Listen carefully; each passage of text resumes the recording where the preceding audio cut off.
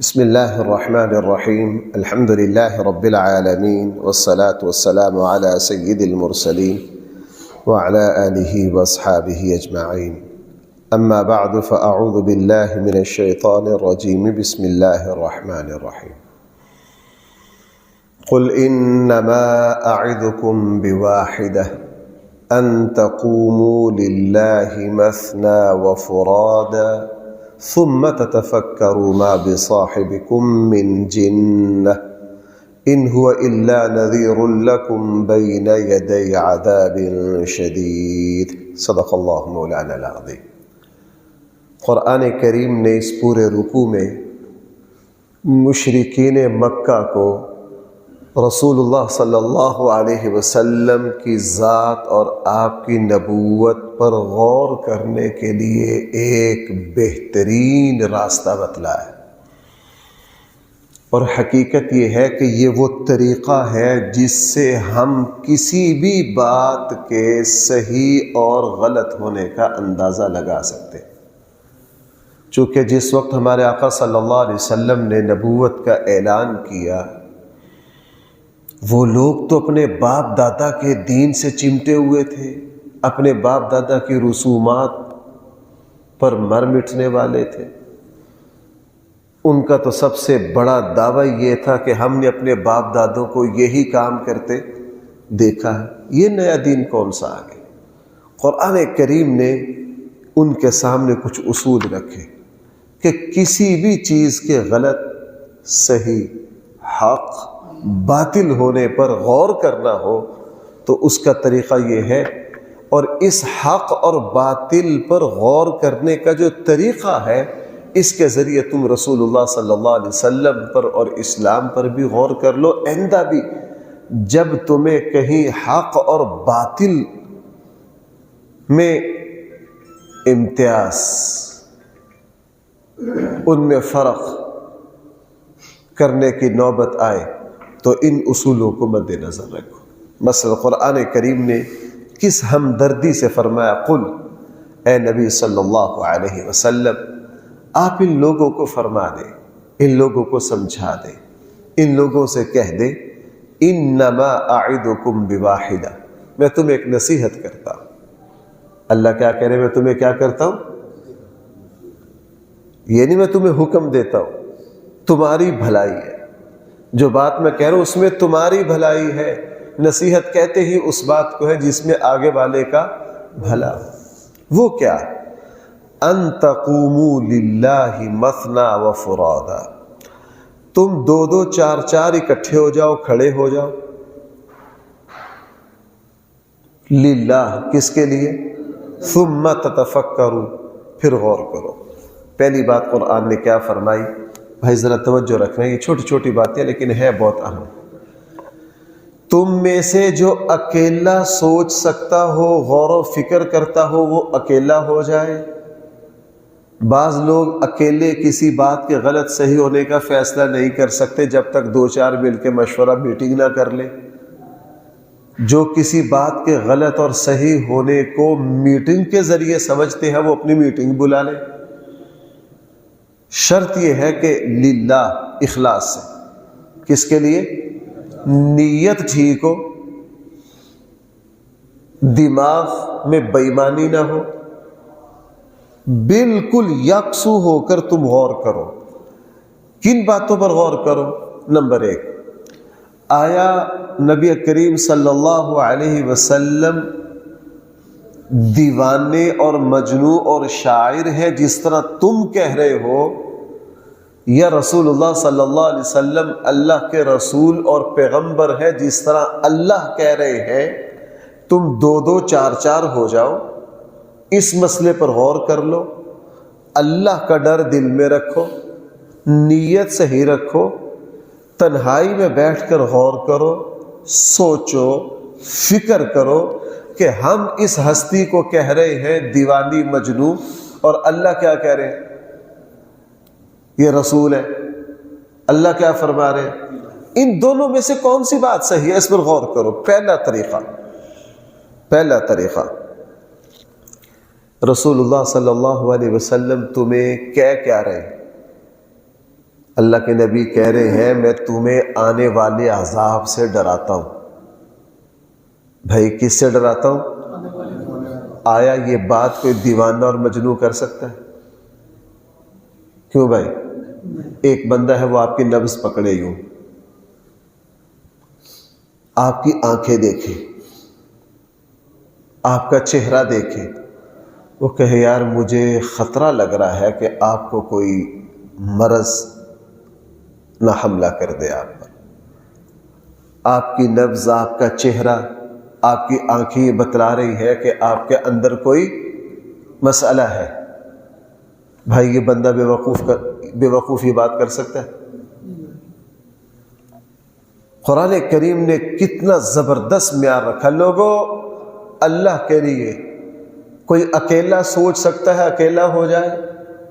دو چار مل کے کسی بات پر غور کر سکتے ہیں؟ دو چار مل بیٹھو. آیا یہ ہستی کیا ہے؟ تم کہہ رہے ہو مجنون ہے، تم کہہ رہے ہو دیوانی ہے، تم کہہ رہے ہو شاعر ہے. اللہ کہہ رہے ہیں نہیں، رسول ہے، نبی ہے، نذیر ہے، بشیر ہے. اب ذرا دیکھو یہ نبی کہہ کیا رہا. بات سے پتہ چلتا ہے بندہ کر کیا رہا ہے. کس سے پتہ چلتا ہے؟ بات سے. پہلی ذرا دیکھیے الفاظ، ان هو الا نذیر لکم بین یدی عذاب شدید. یہ صرف اور صرف یہ بات کر رہے ہیں لوگوں میں تمہیں آنے والے عذاب سے ڈرا رہا ہوں. کس کو ڈرا رہا ہوں بھائی؟ تمہیں. تمہارے بھلے کی بات کر رہا ہوں، تمہارے خیر کی بات کر رہا ہوں. دیکھو میری بات سنو جی، آج کل کی نوجوان نسل ہے والد کے بارے میں بدگمان ہو گیا کہ والد میرے خیر خواہ نہیں ہے. اب یہ کیسے پتہ چلے کہ خیر خواہ نہیں ہے؟ ابا جی نے بلایا، ابا جی نے کہا بیٹا تیری ماہانہ 2.5-3 لاکھ آمدن ہے، تو سارا کچھ اڑا دیتا ہے. خدا کے بندے اس میں سے کوئی 50,000 بچا لے، اس کو اپنے مستقبل کے لیے محفوظ کر دے، اس کو کسی کام میں لگا دے. پیسے تو نہ ضائع کر، کچھ بچت کر اپنی. اس بات سے ابا جی کا خیر خواہ ہونے کا پتہ چل رہا ہے یا بدخواہ ہونے کا؟ رسول اللہ صلی اللہ علیہ وسلم کے بارے میں تم تذبذب کا شکار ہو کہ یہ کیا ہے، اور تم اس کی دعوت پر غور کرو. پہلی بات، لوگوں مرنے کے بعد قبر میں جا کر مستقبل میں تمہیں آنے والے کس چیز سے ڈرا رہا ہوں؟ اللہ اکبر. یہ بات نبی کے علاوہ، خیر خواہ اور مہربان کے علاوہ کوئی کہ ایک بات ہوگی بھائی پرکھنے کی. اب یہی ہم مستقبل کے حوالے سے پرکھ لیں.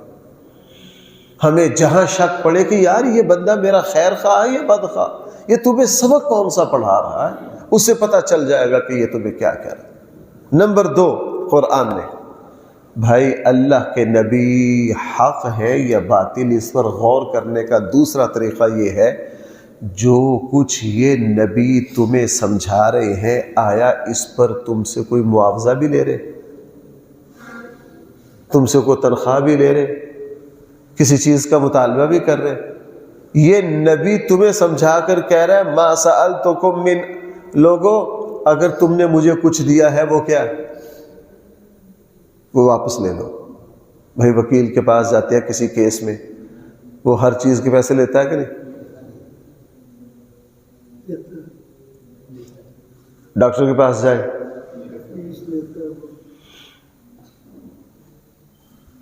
لیتا ہے. ادھر نبی کیا کہہ رہا ہے؟ یہاں کا لوگوں تم میں سے کسی نے اگر مجھے کچھ دیا ہو اپنا واپس لے لو.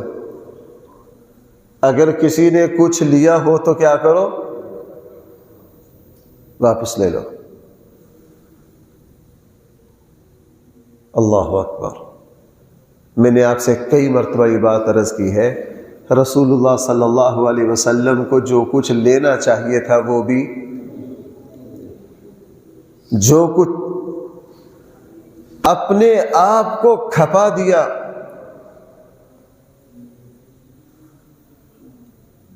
اپنا سب کچھ اس امت کو سنبھالنے میں کھپا دیا.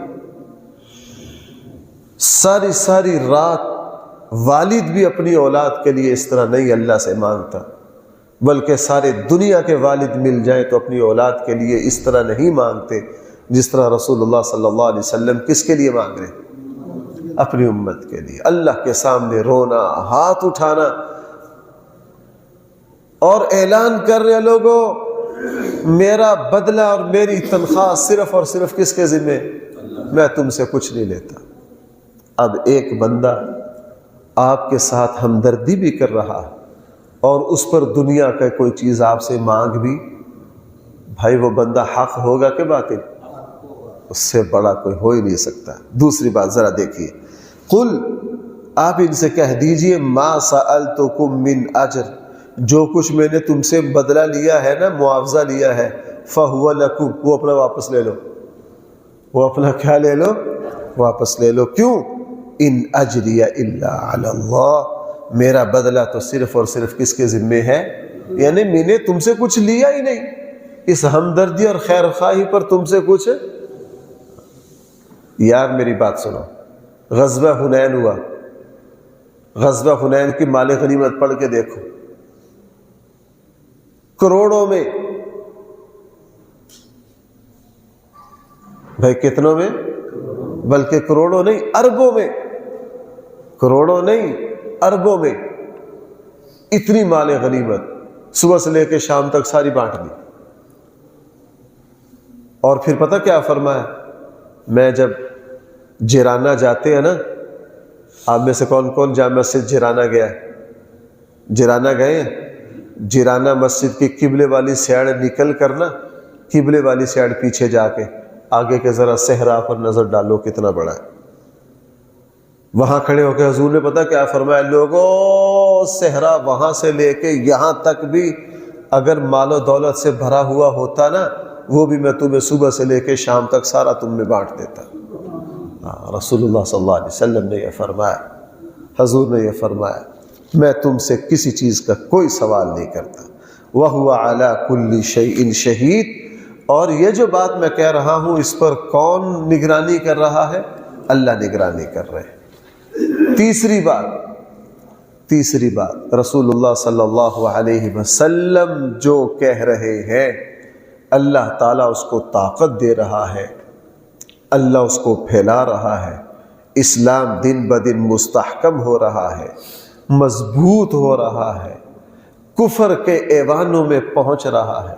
رسول اللہ صلی اللہ علیہ وسلم کی دعوت جہاں جہاں جاتی ہے خیر کی ہوائیں چلا دیتی ہے۔ رسول اللہ صلی اللہ علیہ وسلم کی تعلیمات جہاں جہاں جاتی ہیں اچھائی، خیر، نیکی، تقوی کی ہوائیں چلا دیتی ہیں۔ تمہیں اس سے خود سمجھ جانا چاہیے کہ یہ حق ہے، اور حق کے بارے میں اللہ کا فیصلہ کیا؟ اگلی آیت دیکھیں، قل آپ ان سے یہ بھی کہہ دیجئے ان ربی یقذف بالحق، میرا رب ہی ہے جو حق کو مضبوط کرتا ہے، علام الغیوب، وہ ساری غیب کی باتوں کو اچھی طرح جانتا ہے۔ قل آپ ان کو یہ بھی کہہ دیجئے جاء الحق، اسلام کی شکل میں حق آ چکا ہے، وما یبدئ الباطل وما یعید، باطل نہ پہلی مرتبہ کچھ کر سکتا ہے، وما یعید، اور نہ، بھئی کتنی باتیں ہوگی؟ دو۔ تیسری بات، نبی جی ان کو یہ کہو کہ آیا میں اللہ کا رسول ہوں یا نہیں ہوں، اس کو پرکھنے کا تیسرا طریقہ، میں نے تم سے تو کچھ نہیں لیا، میں نے تم سے تو کچھ نہیں لیا۔ 2-4 دن پہلے ایک دوست کے یہاں بیٹھے تھے، انہوں نے اپنے بیٹے کو باہر بھیجنا تھا۔ کیا بھیجنا تھا؟ وہ مجھے بتانے لگے مجھ صاحب جو میرے فلاں دوست ہیں نا، ہمارے تعلق کو 35-40 سال ہو گئے، بہت زبردست انسان ہے، میں نے اس طرح کا کھرا بندہ نہیں دیکھا۔ پھر انہوں نے مجھے ایک بات سنائی، کہنے لگا میں نے اپنے بیٹے کو باہر بھیجنا تھا ان کے ذریعے، اور بہت بھاری رقم خرچ ہونی تھی۔ کہنے لگا میں نے ان کو کہا کہ یار میرے بیٹے کو باہر بھیجو، ہمارا 30-40 سال، انہوں نے کہا ٹھیک ہے۔ کہنے لگا میں نے ایز اے مزاح کہہ دیا، اگرچہ میرا یہ بچپن کا یار ہے، کہ یار جو لوگوں کے ساتھ ہوتا ہے نا دنیا میں، مجھے اس طرح نہ ہونے دینا۔ اس نے کہا یار ہمارا 40 سالہ تعلق ہے، پریشان نہ۔ میں نے پوچھا کتنے پیسے؟ کہنے لگا پیسے کا کوئی بعد میں بات کریں گے۔ پیسوں کی کیا کریں گے؟ کہنے لگے اس نے اپنی جیب سے تمام کاغذات 6 مہینے 8 مہینے میں مکمل کیے، اور ہمیں کہا جی بیٹے کو فلاں اس کو سارے بھیجنا ہے۔ میں نے کہا جی ٹھیک ہے، پیسے کتنے؟ کہنے لگے پیسے بعد میں۔ پیسے کیا؟ بعد میں۔ سارا کام مکمل ہو گیا، بیٹا چلا گیا، وہاں جا کے مطمئن بہترین، جس وقت میں نے کو 15 دفعہ پوچھا بھائی پیسے کتنے ہو گئے؟ جی پیسے کب؟ بعد میں۔ بیٹا وہاں جا کے اچھی طرح سیٹ ہو گیا، بہترین۔ وہاں پہنچنے کے 6 مہینے بعد میں نے پھر زبردستی کی، میں کہا خدا کے بندے اتنے پیسے لگے وہ تو بتا۔ کہ لگے یار اب مطمئن ہو؟ جی۔ آپ کا بیٹا مطمئن ہے؟ جی مطمئن ہے۔ یار اتنے پیسے خرچ ہوئے، کیا ہوئے ہیں؟ اب اس طرح کے کھرے بندے کو کوئی کھوٹا کہہ سکتا ہے؟ آج کے زمانے میں جو دنیا باہر بھیج رہی ہے اس میں جتنے فراڈ ہیں، اس طرح کے بندے کو کوئی مائی کا لال کھوٹا کہہ سکتا؟ اس سے زیادہ کھرا پن کیا ہوگا؟ لوگوں میں تمہیں آنے والے عذاب سے ڈرا رہا ہوں، لوگوں میں تم سے کچھ نہیں مانگتا۔ لوگوں حق کی پہچان یہ ہے کہ وہ پھلتا پھولتا ہے، باطل کی پہچان یہ ہے کہ وہ سکڑتا ہے۔ نمبر 4، اور لوگوں اگر میں غلط کہہ رہا ہوں تو وہ میرے ذمہ، میرا اللہ مجھ سے خود حساب لے لے گا۔ اس سے زیادہ غلط کا غلط ہونا یا سچ کا سچ ہونا، اور تم کیا کرو گے؟ اور تم، چوتھی بات قرآن نے کہہ دی، ان سے یہ بھی کہہ دیجئے ان ضللت، اگر میں گمراہ ہوں، فإنما أضل على نفسی، تو میری گمراہی میرے ہی اوپر ہے، میری ہی گردن پر ہے، میرے ہی سر پر ہے۔ وَإِنِ اهْتَدَيْتُ، اگر میں سیدھی راہ پر ہوں، فَبِمَا يُوحِي إِلَيَّ رَبِّي، تو اس وحی کی وجہ سے ہے جو میرے رب نے۔ بھائیو ذرا دیکھنا، اگر غلط ہے تو کس کا قصور ہے؟ اگر میں سیدھی راہ پر ہوں تو کس کا فضل ہے؟ اس میں سارا دین آ گیا۔ اگر ہم کچھ صحیح کر رہے ہیں کس کی طرف سے؟ اللہ کی طرف سے۔ اگر غلط ہو رہا ہے تو کس کی طرف سے؟ اور ہم کیا کرتے ہیں؟ الٹ۔ اور بھائیو میری بات سنو، ہم کیا کرتے ہیں؟ الٹ۔ کامیابیاں ساری میری محنت، اور جہاں کبھی مشکل آ جائے، یار میں نے تو کبھی کسی کو کچھ کہا ہی نہیں، پتہ نہیں کون سا عذاب آ گیا۔ ہم زندگی کی جب بیٹھتے ہیں گپ شپ کرتے ہیں، میں نے یہ پلاٹ یوں خریدا، پھر میں نے یہاں یوں کاروبار کیا، یوں فیکٹری بنائی، یوں کیا یوں کیا یوں کیا، فلاں کیا فلاں کیا، کامیابیاں ساریاں اپنے لیے۔ اور اگر کوئی مشکل آ جائے تو لوگ کیا کہتے ہیں؟ یار میں نے تو کبھی کسی کے ساتھ کوئی برائی کی نہیں، پتہ نہیں میرے اوپر کیوں آزمائش آ جاتی ہے۔ یعنی یہ آزمائشیں اللہ کی طرف سے ہیں، اور بھلائیاں کس کی طرف سے؟ اپنی محنت کا نتیجہ۔ نبی کیا کہہ رہا ہے؟ اگر میں غلط ہوں تو یہ کس کا قصور ہے؟ میرا۔ اور اگر میں صحیح ہوں تو یہ کس کی برکت ہے؟ ہمارے اساتذہ، میں نے بڑے بڑے علماء کو لکھا، بڑی بڑی تحقیقی کتابیں، 40 سال لگا دیے کسی کتاب کو، 10 جلدوں میں کتاب لکھ، 4 میں لکھ، اس میں 2 ٹوک پہلے صفحے پر لکھا، لوگوں اس پوری کتاب میں اگر کوئی کام کی بات ہو تو اس کو اللہ کا فضل سمجھنا، اس کو دین کی برکت، جہاں جہاں غلطی کوتاہی نظر آئے وہ میری نالائقی کا نتیجہ ہے۔ وہ کیا ہے؟ میری نالائقی کا نتیجہ ہے، اور یہی اللہ تعالیٰ کو پسند ہے۔ رسول اللہ صلی اللہ علیہ وسلم سے اعلان، قل، نبی جی آپ ان کو کہہ دیے، ان ضللت، اگر میں گمراہی پر ہوں، فانما اضل علی نفسی، تو میری گمراہی میری گردن پر ہے، وان اہتدیت، اگر میں سیدھی راہ پر ہوں، فبما یوحی الی ربی، تو وہ اس وحی کی وجہ سے ہے جو میرے رب نے، انہ سمیع، وہ رب ہر بات کو سنتا بھی ہے، قریب بھی ہے۔ وَلَوْ تَرَى إِذْ فُزِعُوا، اگر آپ دیکھ لیں اس منظر کو، فُزِعُوا، جس وقت یہ ان پر خوف طاری ہوگا، فَلَا فَوْتَ، یہ اس وقت کوئی بھاگ نہ سکیں گے، وَأُخِذُوا مِن مَّكَانٍ قَرِيبٍ، اور ان کافروں کو 1 منٹ میں گرفتار کر لیا جائے گا۔ جس وقت یہ اللہ کی پکڑ کو دیکھیں گے نا، وَقَالُوا آمَنَّا، اس وقت کہیں گے ہم اس پر ایمان لے آئے، وَأَنَّا لَهُمُ التَّنَاوُشُ مِن مَّكَانٍ بَعِيدٍ، قرآن کہہ رہا اب دور کی چیز کو پاتے ہو۔ بھائی ذرا دیکھنا، بس 2 منٹ اور چاہیے۔ جس وقت عذاب یا موت آئے گی اس وقت کیا کہیں گے؟ ہم ایمان لائے۔ اللہ کہے گا ایمان اب بڑا دور چلا گیا۔ ایمان کہاں چلا گیا؟ اب یہ موت کی نشانی سے پہلے پہلے ایمان کہاں تھا؟ منزل قریب تھی، اس وقت تو تم منزل کی طرف قدم نہیں اٹھاتے، اور جب موت کے دروازے پر پہنچے تو اس وقت ایمان کی منزل کدھر چلی گئی؟ دور۔ قرآن کہے گا اَنَّىٰ لَهُمُ التَّنَاوُشُ مِن مَّكَانٍ بَعِيدٍ۔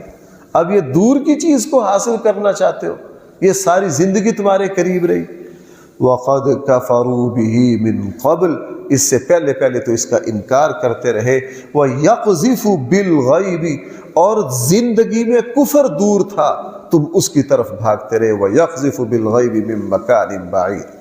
آگے قرآن فرما رہا وَحِيلَ بَيْنَهُمْ وَبَيْنَ مَا يَشْتَهُونَ، پھر حائل ہو جائے گا ان کے درمیان، وَبَيْنَ مَا يَشْتَهُونَ، اور ان کی خواہشات کے درمیان اللہ کا عذاب، كَمَا فُعِلَ بِأَشْيَاعِهِمْ مِن قَبْلِ، جیسا کہ ان جیسوں ان سے پہلے لوگوں کے ساتھ بھی ایسا ہی ہوا۔ إِنَّهُمْ كَانُوا فِي شَكٍّ مُّرِيبٍ، ایسا اللہ تعالیٰ ان کو پھر بدترین شک میں ڈال دیں گے۔ اس وقت ایمان اور نیکی ہمارے دروازے پر ہے، ہم سے دور۔ جیسے ہی موت کے آثار شروع ہو گئے، ایمان بھائی کدھر گیا؟ اب بہت دور۔ دنیا میں گمراہی دور، لیکن بندے اس گمراہی تک پہنچنا چاہے تو 1 منٹ میں پہنچ جاتے ہیں۔ اللہ تعالیٰ مجھے اور آپ کو صحیح سمجھ عطا فرمائے۔ الحمدللہ رب العالمین، والصلاة والسلام علی سید المرسلین وعلى آله وأصحابه أجمعين۔ ربنا آتنا في الدنيا حسنة وفي الآخرة حسنة وقنا عذاب النار۔ صلى الله تعالى على خير خلقه سيدنا مولانا محمد وآله وأصحابه أجمعين برحمتك۔